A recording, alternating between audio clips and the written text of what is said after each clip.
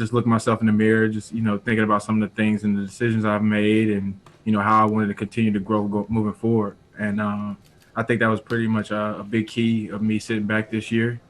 And then as well as, sitting back away from football, just being able to learn a lot more about the game, just, learning more about the pro style systems, watching a lot more games from the outside in, it's, very different from being involved. And it's really drove my off-season training. Definitely one of the big keys for my off-season, just throwing on rhythm, understanding with my footwork, and just growing my mental side of the game. Learning a lot more football, just being introduced to a lot more systems, just watching a lot of film. And one of the big keys was just being consistent with my feet and just growing with my mind and the knowledge of the game. I felt like I had an okay day. I always feel like I can get better.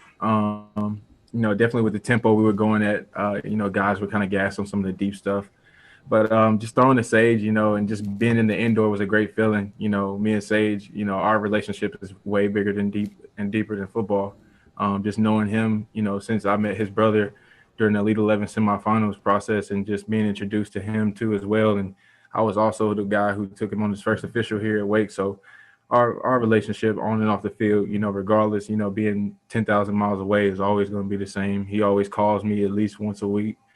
We just chop it up at night, just talking about anything from, who can beat each other in one-on-one, or the last 2K game we played, or just how's the process going for him too as well. For me as a quarterback, throwing well is definitely important.